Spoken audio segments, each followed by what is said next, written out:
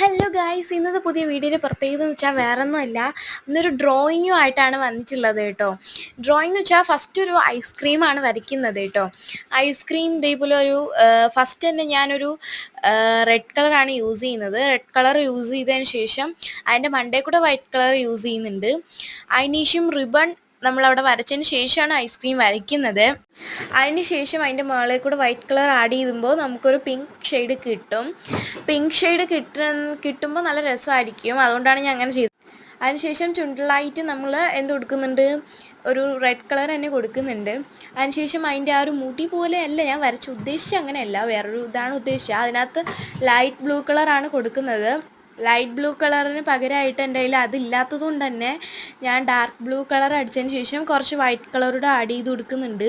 ഇനി റിബണിൽ എന്താ കൊടുക്കുന്നത് വെച്ചാൽ സൈഡിലായിട്ട് രണ്ടെണ്ണത്തിലുമായിട്ട് യെല്ലോ കളർ ആഡ് ചെയ്യുന്നുണ്ട്. യെല്ലോ കളർ ആഡ് ചെയ്തതിന് ശേഷം നമ്മൾ ആ ഒരു ബാക്കിയുള്ള ഭാഗങ്ങളിലെല്ലാം റെഡ് കളർ ആഡ് ചെയ്യുന്നുണ്ട്. അതിനുശേഷം മധ്യ ഭാഗത്തായിട്ട് യെല്ലോ കളറും റെഡ് കളറൂടെ ആഡ് ചെയ്യുന്ന ടൈമിൽ നമുക്ക് എന്ത് കിട്ടും, നമുക്കൊരു ഓറഞ്ച് കളർ കിട്ടും. ആ ഒരു ഓറഞ്ച് കളർ തന്നെ നമുക്ക് ആ ഒരു തണ്ടല്ല ഉദ്ദേശിച്ചത്, ആ ഒരു ഐസ്ക്രീം പിടിക്കുന്ന ആ ഒരു ഇതില്ലേ സംഭവം, പേര് മറന്നുപോയി ഗേസ്, അതിൻ്റെയും കൂടെ പേര് അറിയാമെന്നുണ്ടെങ്കിൽ പറഞ്ഞ് ഇപ്പോൾ കിട്ടി ഗേസ്.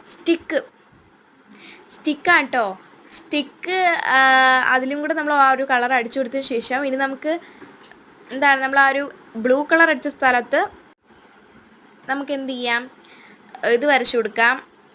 ഡിസൈൻസ് പോലെ ഓരോ ഡിസൈൻസും ഇതേപോലെ വരച്ചു കൊടുക്കാം. ആ ഡിസൈൻ കൊടുത്തതിന് മൊത്തത്തിലായിട്ട് കൊടുക്കുന്നുണ്ട്. മൊത്തത്തിലായിട്ട് വെയിറ്റ് ചെയ്ത് കൊടുക്കുകയാണ് കേട്ടോ.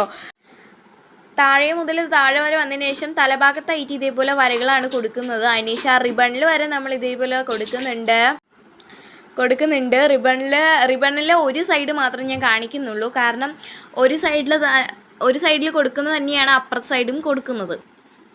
അപ്പം ഞാൻ ആ റിബണിൽ ഫസ്റ്റ് തന്നെ ഇതേപോലത്തെ ഒരു റൗണ്ട് പോലെ ഷെയ്ഡ് ഇതേപോലെ ഒന്ന് വരച്ച് കൊടുത്ത് നന്നായിട്ടൊന്ന് ഡിസൈൻ പോലെയാണ് കൊടുക്കുന്നത്. അപ്പുറത്തെ സൈഡും അതേപോലെ തന്നെ കൊടുത്തതിന് ശേഷം ഇനി നമ്മൾ സ്റ്റിക്കിലൂടെ കൊടുക്കണം.